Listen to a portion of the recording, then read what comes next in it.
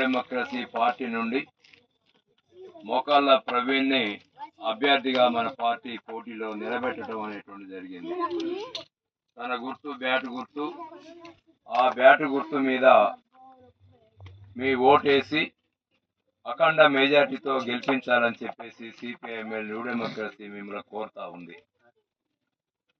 ఒకసారి విషయాన్ని ఆలోచించండి. ఎందుకు ప్రవీణ్ని గెలిపించాలి? ఇవాళ అనేక పార్టీలు పోటీలో ఉన్నాయి. ఈ పార్టీలు అన్నిటినీ కాకుండా ప్రవీణ్నే ఎందుకు గెలిపించాలి అనేటువంటి ఒక విషయం స్పష్టంగా మనం అర్థం చేసుకున్నప్పుడు మాత్రమే మనం ప్రవీణ్ని గెలిపించాలన్నా ఎవరిని గెలిపించాలన్నా అనేటువంటిది మనకు అర్థం అవుతుంది. ఇవాళ కాంగ్రెస్ పార్టీ పోటీలో ఉంది. అందులో ఇద్దరు పోటీలో ఉన్నారు. బీఆర్ఎస్ పార్టీ పోటీలో ఉంది. ఇంకో పార్టీ ఇప్పుడే మనం చూసాం, వాళ్ళు పోటీలో ఉన్నారు. ఇవాళ బీఆర్ఎస్ పార్టీ గురించి మనందరికీ స్పష్టంగా తెలిసినటువంటిదే.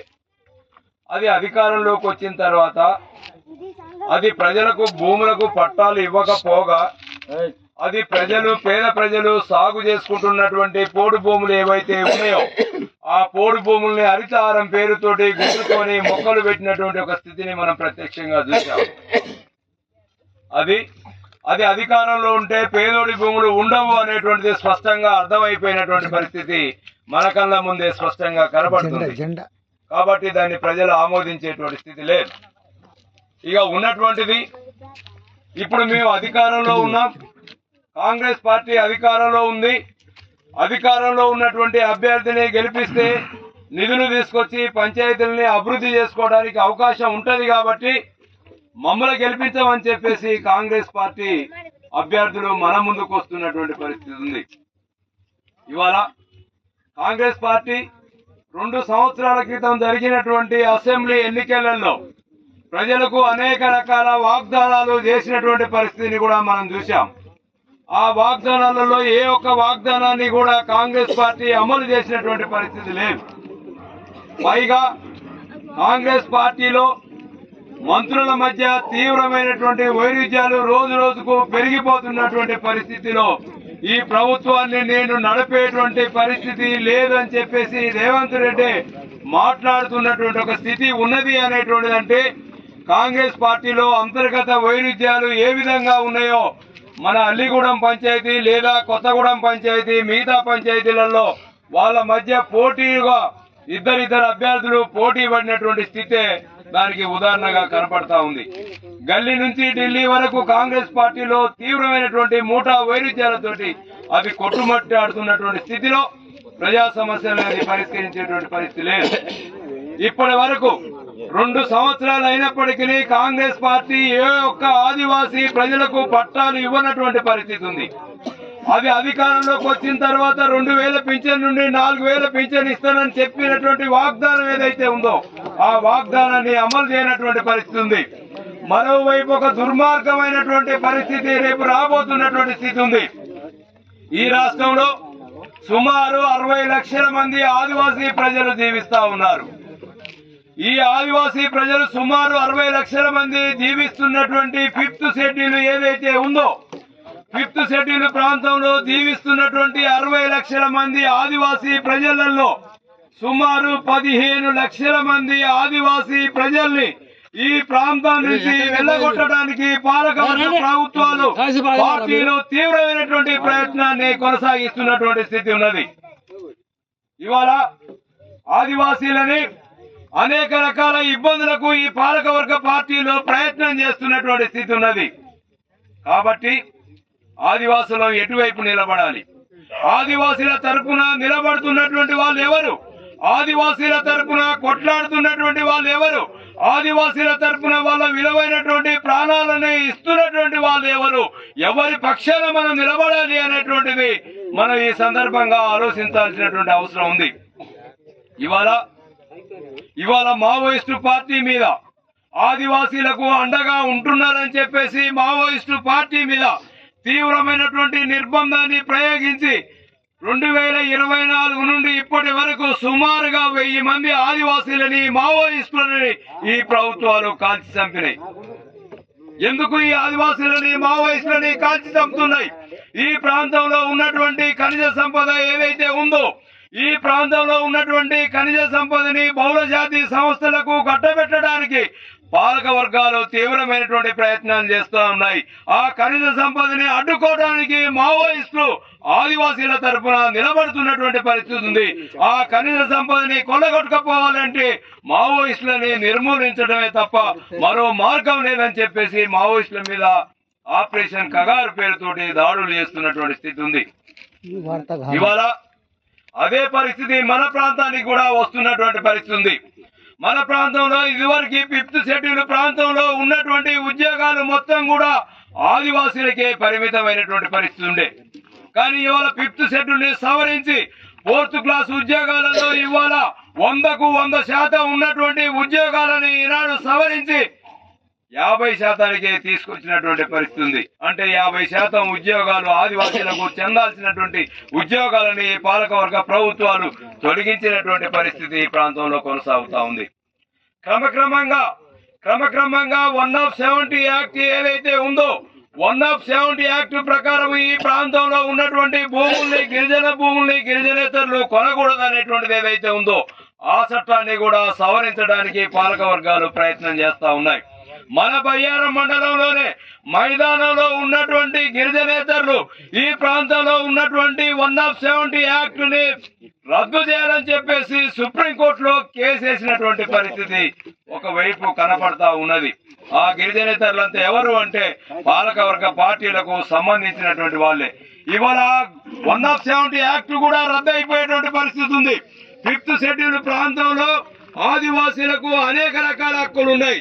జల్ జంగిల్ జమీన్ అనేటువంటి నినాదం ఏదైతే ఉందో ఈ ప్రాంతంలో ఉన్నటువంటి అడవి ఆదివాసుల్ని, అడవిలో ఉన్నటువంటి భూమి ఆదివాసుల్ని, అడవిలో ఉన్నటువంటి ఖనిజ సంపద ఆదివాసుల్ని, నీరు ఆదివాసుల్ని, సమస్తం ఆదివాసుల్ని. ఈ ప్రాంతంలో ఉన్నటువంటి ఏ ఒక్కదాన్ని తీసుకుపోవాలన్నా కానీ అక్కడ ఉన్నటువంటి గ్రామ సభ తీర్మానం ద్వారా మాత్రమే తీసుకుపోవాల్సినటువంటి పరిస్థితి ఉంటది. కానీ ఈనాడు జరుగుతున్నటువంటిది ఏంటిది? మనకు సంబంధం లేకుండానే, కనీసం గ్రామ సభ సమావేశం జరపకుండానే, గ్రామ సభ తీర్మానం లేకుండానే మన భూముల్ని మొత్తం కూడా ఇవాళ హరితారం పేరుతోటి గుంజుకుంటే ఎవరు మాట్లాడలేనటువంటి ఒక దౌర్భాగ్యమైనటువంటి స్థితి ఈ రాష్ట్రంలో, ఈ దేశంలో కొనసాగుతున్నటువంటి స్థితి ఉంది. అందుకే మిత్రులారా, ఎవరు కూడా ఏ పాలకవర్గ ప్రభుత్వాలు కూడా పేదోడు తరఫున కొట్లాడేటువంటి పరిస్థితి ఉండదు. ఇది ఒక వాస్తవమైనటువంటి విషయం. మరో దౌర్భాగ్యమైనటువంటి విషయం ఏమిటి అంటే నిన్నటి దాకా సిపిఐఎంఎల్ న్యూ డెమోక్రసీ జెండా కిందనే కలిసి ఉన్నటువంటి వాళ్ళు ఈనాడు 2 పార్టీలుగా మీ కళ్ళ ముందే ఇవాళ ప్రచారం జరుగుతున్నటువంటి పరిస్థితి ఉంది. ఇవాళ అల్లిగూడెం గ్రామ పంచాయతీకి జరుగుతున్నటువంటి ఎన్నికలలో 2 సిపిఐఎంఎల్ న్యూ డెమోక్రసీ పార్టీలు పోటీ చేసినాయి కదా, ఎట్లా అని చెప్పేసి చాలా మంది ఆలోచిస్తున్నటువంటి పరిస్థితి ఉంది. వాస్తవ విషయాన్ని ఆలోచించమనేటువంటిది మిమ్మల్ని కోరుతా ఉన్నాం. మేము చెప్పేటువంటి విషయాన్నే పరిగణలోకి తీసుకోమని చెప్పేసి మేము భావించట్లేదు. కానీ వాస్తవం ఏమిటి అనేటువంటిది కూడా విఘ్నులైనటువంటి మీరు ఆలోచించమనేటువంటిది కోరుతా ఉన్నాం. ఇప్పుడు వాళ్ళు ప్రదర్శనకు వచ్చారు. ఎంతమంది ఉన్నారు? వాళ్ళు గెలవటం అనేటువంటిది కుదురుద్దా? ఒకసారి చాలా స్పష్టంగా అర్థం చేసుకుంటే ఊరందరిది ఒక దారి అయితే, ఉలిపి కట్టేది ఒక దారి అయితే కుదురుద్దా? 10 మంది ఒక దారినే ప్రయాణం చేస్తుంటే ఒక్కరిద్దరు ఏరే దారినే ప్రయాణం చేస్తే దారి పడుద్దా? ఇట్లాంటి అనేక ఉదాహరణలు చెప్పుకోవచ్చు. మేము అడిగాం, మేము కోరాం, ఈ ప్రాంతంలో నువ్వు కూడా ఒక 20 సంవత్సరాలు 25 సంవత్సరాలు ఈ ప్రజల మధ్య పనిచేశావు. సిపిఐఎంఎల్ న్యూ డెమోక్రసీ పేరుతోటే పనిచేశావు. 2013లో సిపిఐఎంఎల్ న్యూ డెమోక్రసీ పార్టీ చీలిపోయింది.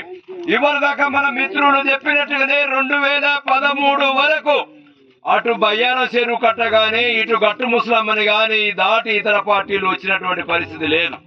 వాళ్ళు ప్రచారానికి రావాలంటేనే ఈ ప్రాంతానికి భయపడేటువంటి ఒక పరిస్థితి ఉండే.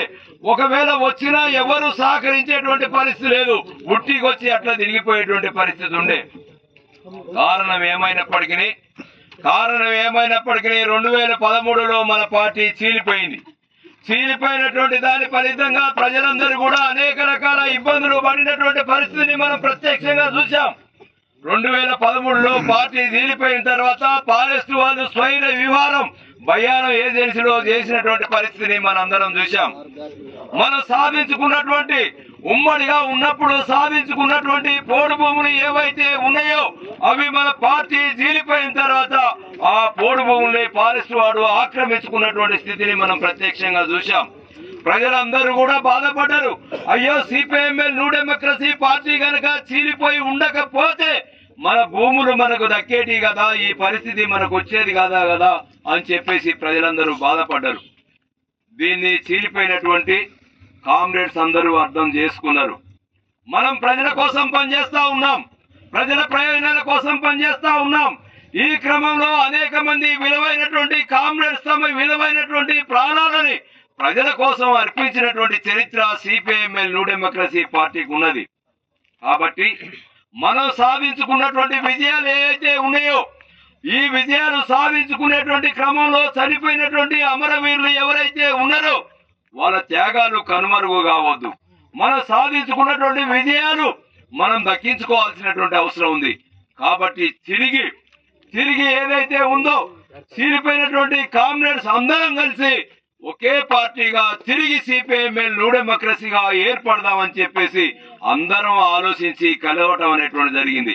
ఈ కలవటం అనేటువంటిది కరెక్టా కాదా అనేటువంటిది ఈ సందర్భంగా మీరు అందరూ ఆలోచించుకోండి. కలవటం అనేటువంటిది సరైందా, కలవకుండా విడిగా ఉండటం అనేటువంటిది సరైందా, కలిసి ఉన్నప్పుడు విజయాలు సాధించినమా, కలిసి ఉన్నప్పుడు భూములు సాధించినమా, విడిపోయినాక ఏమైనా లాభాన్ని ప్రజలకు సాధించి పెట్టినమా అనేటువంటిది ఈ సందర్భంగా మీరు అందరూ ఆలోచించాలి. మేము కోరేటువంటిది ప్రజలకు మనం సాధించినటువంటి విజయాలు మన కళ్ళ ముందే ఫారెస్ట్ వాళ్ళు ఇతరులు దోసుకొని పోతా ఉంటే ఒక విప్లవ పార్టీగా, బాధ్యత కలిగినటువంటి విప్లవ పార్టీగా మనం విడివిడిగా ఉండటం అనేటువంటిది సరైనది కాదని చెప్పేసి రాష్ట్రంలో ఉన్నటువంటి పార్టీ అంతా తిరిగి కలిస్తే ఒకే ఒక్కడు ఏక నిరంజన్ లెక్క ఒక్కడే ఒంటరిగా ఉండి నేను పార్టీని నడిపిస్తా అని చెప్పేసి ఆ పార్టీకి ఆయనే కార్యదర్శిగా ఉండి నేను పార్టీని నడిపిస్తా అనేటువంటిది అంటే ఆ పార్టీ నడుస్తుందా? మేము ఎవరి మీద విమర్శలు చేయదలుచుకోలేదు, కానీ వాస్తవ విషయాన్ని ఆలోచించమనేటువంటిది కోరుతా ఉన్నాం. రాష్ట్రంలో ఉన్నటువంటి చీలిపోయినటువంటి కామ్రేడ్స్ అందరూ కలిస్తే ఒకే ఒక్కడుండి నేను పార్టీని నడిపిస్తా అనేటువంటిది అంటే కుదురుద్దా? మేము అడుగుతా ఉన్నాం. 2013 వరకు నీవు మేము అందరం కలిసి బయ్యారం మండల కమిటీలోనే ఉన్నాం. 2013 వరకు నువ్వు బయ్యారం మండల కార్యదర్శి కూడా కాదు. అట్లాంటి వ్యక్తివి ఇవాళ రాష్ట్ర కార్యదర్శి అయి నేను రాష్ట్రం మొత్తం పార్టీని నడిపిస్తా అంటే సాధ్యమయ్యేటువంటిదేనా? సుమారు 14 రాష్ట్రాలలో మన పార్టీ ఉంది. నేడు 14 రాష్ట్రాలలో మన పార్టీ ఉన్నది. అత్యంత మేధావులు సుమారు కేంద్ర కమిటీలో 25 మంది ఉంటే 25 మందిలో 10-15 మంది పెళ్లిళ్లు చేసుకోకుండానే పోస్ట్ గ్రాడ్యుయేట్లు పెద్ద పెద్ద చదువుకున్నటువంటి వాళ్ళు ఈ పార్టీలో ఉన్నారు. అట్లాంటి వాళ్ళమే కింద మీద పడుతున్నటువంటి పరిస్థితి ఉన్నది. ఇవాళ రాష్ట్రంలో మావోయిస్టులు అనేటువంటి వాళ్ళు తీవ్ర నిర్బంధం వచ్చేసి వాళ్ళు దండకార్య ఛత్తీస్గఢ్ వెళ్ళిపోయిన తర్వాత ఈ రాష్ట్రంలో ఉన్నటువంటి విప్లవకారులు అందరూ కూడా సిపిఎంఎల్ న్యూ డెమోక్రసీ వైపు ఆలోచిస్తున్నటువంటి పరిస్థితి ఉంది. మన యొక్క పార్టీని గెలిపించాలని చెప్పేసి మన బ్యాటు గుర్తుకు అందరూ ఓటేయాలని చెప్పేసి మీరందరూ కూడా ఈ గ్రామ పంచాయతీలో ఉన్నటువంటి ప్రజానీకం అందరూ మొత్తంగా అందరినీ ఓటేసేటువంటి విధంగా మీ కృషి అనేటువంటిగా ఉండాలనేటువంటిది ఈ సందర్భంగా కోరుతా ఉన్నాం. అయితే ఇక్కడ కొంత మన యొక్క గెలుపుని కొన్ని ఆటంకాలు ఏర్పడతా ఉన్నాయి. అటువంటి ఆటంకాలని కూడా మనం ఛేదించుకోవాల్సినటువంటిది ఉంది. ఇక్కడ కాంగ్రెస్ పార్టీ, ఇక్కడ టిఆర్ఎస్ పార్టీ మొత్తంగా ఇవాళ డబ్బులిచ్చి సుక్క మొక్క ఇటువంటి యొక్క అనేకమైనటువంటి ప్రలోభాలకు గురి చేస్తా ఉన్నారు. ఓటర్స్ ని మోసం చేస్తా ఉన్నారు. ఈ యొక్క ఓట్ల సీజన్ లో ఓటర్స్ ని మోసం చేసి డబ్బులిచ్చి సారబోసి క్వార్టర్స్ ఇచ్చి చికెన్ ఇచ్చి మటన్ ఇచ్చి మోసాలు చేసి ఓట్లేసుకొని అధికారంలోకి వచ్చి 5 సంవత్సరాలు వాళ్ళు మొత్తంగా దండుకోవటానికి జేబులు ఇప్పుకోవడానికి వాళ్ళ స్వార్థ ప్రయోజనాల కొరకు ఇటువంటి యొక్క ఉద్యోగ పార్టీలు ఓటర్స్ ని ఇక్కడ ఉన్నటువంటి ప్రజల్ని మోసం చేస్తా ఉన్నారు. మనం నిజాయితీగా మనం ఎన్నికలలో పోటీ చేస్తా ఉన్నాం, నిజాయితీగా మనం గెలుస్తా ఉన్నాం, మనం నిజాయితీగా ఓటు అడుగుతా ఉన్నాం. అట్లా యొక్క నిజాయితీగా పనిచేసేటువంటి కార్మికుల కొరకు, కష్టజీవుల కొరకు, పేదల కొరకు, ఆదివాసుల కొరకు మొత్తంగా అట్టడుగా దోపిడీకి గురేటువంటి ప్రజలకు అనుగుణంగా ఆ ప్రజల తరఫున మనం పోరాటాలను చేస్తా ఉన్నాం. అట్లా మీరందరూ మన పార్టీని గెలిపించడానికి ఎటువంటి ఆటంకాలు వచ్చినా, ఎటువంటి అడ్డులు ఏవచ్చినా మనం వాటిని ఛేదించుకొని సిపిఎం డెమోక్రసీ పార్టీ బ్యాటు గుర్తుకు ఓటేసి కామ్రేడ్ ప్రవీణ్ ని గెలిపించాలని చెప్పేసి అనేటువంటిది మరి ప్రతి ఒక్క అల్లిగూడెంలో ఉన్నటువంటి ప్రతి ఓటర్ని మేము కోరుతా ఉన్నాం.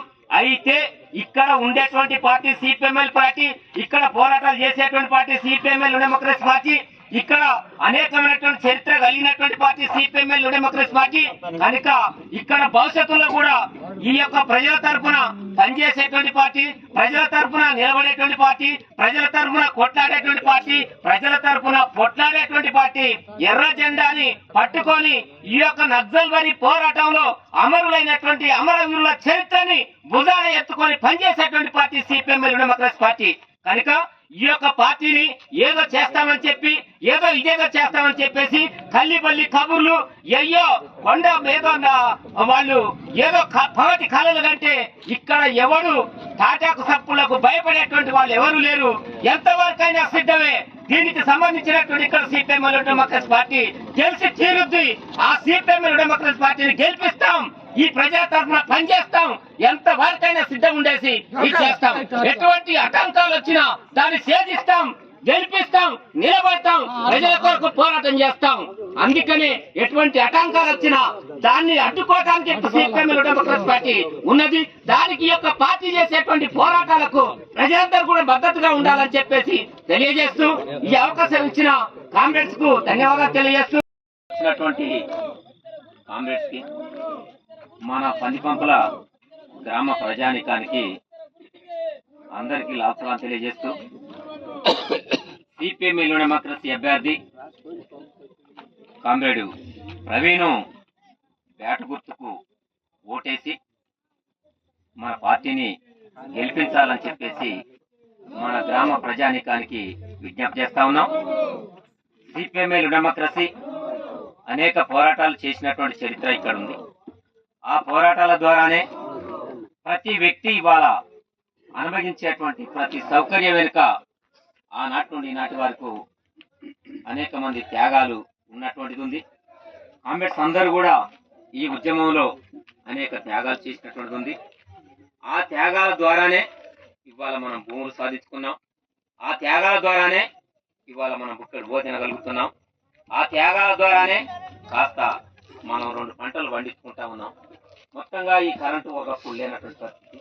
అటువంటి పరిస్థితుల్లో మన సిపిఎంఎల్ డెమోక్రసీ పార్టీ అన్నలు తుపాకులు బట్టి ఆనాడు చీకటోళ్ళుగా నక్సలెట్లుగా అడివన్నలుగా మన కొరకు వారి యొక్క నిండు ప్రాణాలని బలిచ్చినటువంటి చరిత్ర సిపిఎంఎల్ డెమోక్రసీ పార్టీకి ఉంది. కనుక మనం ప్రజానీకాన్ని అందరం సిపిఎంఎల్ డెమోక్రసీ పార్టీని గెలిపించుకోవటం, ఈ గెలిపించుకున్నటువంటి ప్రజాప్రతినిధి ద్వారా ఇక్కడ ప్రజా సమస్యల పరిష్కారం కొరకు ప్రజలందరూ ఏ సమస్యలు అయితే ఎదుర్కొంటా ఉన్నారో ఆ సమస్యల పరిష్కారం కొరకు సిపిఎంఎల్ డెమోక్రసీ పార్టీ నాయకత్వంలో మనం గెలిపించుకున్నటువంటి ప్రజాప్రతినిధుల యొక్క నాయకత్వంలో మన సమస్యల పరిష్కారం కొరకు మనం అందరం ఐక్యంగా నీళ్ళలో చేపలాగా. ఒకప్పుడు ఇక్కడ బళ్ళు లేవు, ఒకప్పుడు ఇట్లాంటి మన ఇండ్లు లేవు, ఒకప్పుడు ఇట్లాంటి మన పరిస్థితి లేదు. అలాంటి పరిస్థితి నుంచి మనం ఈనాడు ఎందుకు వచ్చినాం, వాళ్ళ త్యాగాల్ని మనం మరవకుండా ఉండాల్సినటువంటి అవసరం ఉన్నదా లేదా అని చెప్పేసి ఆలోచించాల్సినటువంటి అవసరం ఉన్నది. నేను ఒకటే ముచ్చట చెప్తా, ఎందుకంటే నాయకులు వచ్చి ఉన్నారు మాట్లాడతారు కాబట్టి నేను ఒకటే 2 ముచ్చట్లు మాట్లాడి నేను ఆఫ్ చేస్తా. ఒకటి ఏంటంటే, మన తెలంగాణ రాష్ట్రం వచ్చి 10 సంవత్సరాలు 12 సంవత్సరాలు అవుతుంది. 10 సంవత్సరాలు కేసీఆర్ పాలన చేసిండు. కేసీఆర్ పాలన 10 సంవత్సరాలు చేశాడు. మరి ఆ 10 సంవత్సరాల కాలంలో మనకేం జరిగింది అనేటువంటిది ఒక్కటి ఆలోచించాలని చెప్పేసి నేను కోరుతా ఉన్నా. తర్వాత కేసీఆర్ ఏం చేయలేదని వాళ్ళు దోపిడీ దోచుకున్నారు తెలంగాణ రాష్ట్రాన్ని చెప్పి మరి రేవంత్ రెడ్డి 6 గ్యారెంటీలతోటి వచ్చిండు, అనేక వాగ్దానాలతోటి మన ముందు వచ్చిండు. 6 గ్యారెంటీలు మీకు తెలుసు, నేను వాళ్ళ పేరు చెప్పను. 6 గ్యారెంటీలు ఒకటైనా అమలైనా అనేటువంటిది నేను చెప్తా ఉన్నా. ఈ 2 సంవత్సరాల కాలంలో కాంగ్రెస్ పరిపాలనలో ఏమైనా జరిగిందంటే మీరు ఆలోచించాల్సినటువంటి అవసరం లేదు, నేను చెప్పాల్సిన అవసరం లేదు. మీరు ఆలోచన చేయండి. ఈ 12 సంవత్సరాల కాలంలో మనకు జరిగింది ఏమిటి, మనకు ఉనగొరిగింది ఏంటి? 12 సంవత్సరాల కాలం ముందు ఈ పంది పంపులు ఇంతే ఉన్నది. 12 సంవత్సరాల కాలంలో ఇతల ఏదైతే అభివృద్ధి జరిగిందంటే ఏ మార్పు లేదు. 12 సంవత్సరాల అవతల మన ఎమ్మెల్యే పార్టీ, మన అడివెన్నెల పార్టీ ఏదైతే ఉన్నదో, నేను పంది పంపుల్లో చిన్నప్పుడు చూస్తున్నాను. ఏదైతే ఈ ఊరు ఉందో అదే ఊరు ఉందనేటువంటిది నేను స్పష్టంగా చెప్పదలుచుకున్నా. కాబట్టి అన్నలారా, ఇక్కడ కరెంటు గాని, పోడు భూములు గాని, ఈ గ్రామంలో ట్రాక్టర్లు ఉన్నాయి, ఈ గ్రామంలో బైకులు ఉన్నాయి, ఈ గ్రామంలో చదువుకోలు ఉన్నారు. ఈ ట్రాక్టర్లు ఎక్కడి నుంచి వచ్చినాయి, ఈ బైకులు ఎక్కడి నుంచి వచ్చినాయి అంటే మన ఎమ్మెల్యే పార్టీ ఇచ్చింది కాదా అని చెప్పేసి నేను కోరుతా ఉన్నా. అంటే మన పోడు భూముల్లో మన పంటలు పండించి అతను విలువలే కదా ఇన్ని ట్రాక్టర్లు, ఇన్ని బైకులు ఇంత వచ్చిందనేటువంటిది మీకు నేను తెలియజేస్తా ఉన్నా. నిజం కాదా అది? మన కాంగ్రెస్ పార్టీ ఇచ్చిన ట్రాక్టర్లు ఈ గ్రామంలో, ఏ టీడీపీ పార్టీ ఇచ్చిండా ఈ స్కూటర్లు, బైకులు, మరి మన జాబులు ఇవన్నీ ఎట్లా వచ్చినాయంటే మన అడివన్నలు కొట్టించిన పోటు భూముల్లో మనం కష్టపడి మనం మిగిలిచినటువంటి దాంట్లోనే ఈ ట్రాక్టర్లు కానీ, బైకులు కానీ, మనకు చదువులు కానీ మనకు ఇవన్నీ వచ్చినాయనేటువంటి దాన్ని మనం మర్చిపోద్దని చెప్పేసి ఈ సందర్భంగా మనం అర్థం చేసుకోవాలని చెప్పి, మీరు అర్థం చేసుకోవాలని చెప్పి నేను కోరుతూ, ఇప్పుడు ఏంటంటే ఇప్పుడు మన బ్యాట్ గుర్తు ఏదైతే ఉందో, మన అడివన్నల గుర్తు, మన మురళీకృష్ణ కొడుకు ప్రవీణ్ ని మన పార్టీ తరపున నిలబెట్టాం. చదువుకున్న అబ్బాయి, తెలుగులోడు. కాబట్టి బ్యాటు గుర్తుకు మీరందరం మనందరం ఏకముక్త కంఠంతో గట్టిగా బ్యాటు గుర్తుకు ఓటేయాలని చెప్పేసి కోరుతూ, అదేవిధంగా మన గౌను గుర్తుకు మన రాణక్క కానీ, ఈశ్వరక్క కానీ గౌను గుర్తు వాగ్దానం నిలబడ్డారు. వాళ్ళు మన పార్టీ తరపున ఎవరైతే మన అభ్యర్థి నిలబడ్డారో వాళ్లకు నీతి నిజాయితీగా మనం ఓట్లేసి, మీ అమూల్యమైన ఓటేసి వాళ్ళని గెలిపించి మన మధ్యలో ప్రజల్లో ఉంటాం. వాళ్ళు డబ్బులు ఇస్తారు, అవతల డబ్బులు ఇస్తారు. ఈనాడు మనం గెలిపించినటువంటి వాళ్ళు ఎక్కడ ఉన్నారు? అమ్ముడుపోయారు. చొక్కలు మార్చినట్టుగా పార్టీని మారుస్తున్నారా లేదా అనేటువంటి ఆలోచించాలి. ఈనాడు మన మురళన్న కుటుంబం, మన మురళన్న జగ్గన్న మరి మొదటి నుంచి మన పార్టీలో ఉద్యమంలో ఉన్నటువంటి కామ్రేడ్. కాబట్టి ఆ కుటుంబం ఆ వారసత్వాన్ని కొనసాగించుకుంటూ వస్తున్నారు. కాబట్టి ఆ వారసత్వాన్ని మర్చిపోకుండా మీరు మన అభ్యర్థి, మన పార్టీ నిలబెట్టున్న అభ్యర్థులు ఎవరైతే ఉన్నారో, కామ్రేడ్ ప్రవీణ్, కామ్రేడ్ రాణక్క, కామ్రేడ్ ఈశ్వరక్క, వారికి మీరు ఓటేసి అమూల్యమైన ఓటేసి మీరు గెలిపిస్తారని ఆశిస్తూ ఈ సందర్భంగా నేను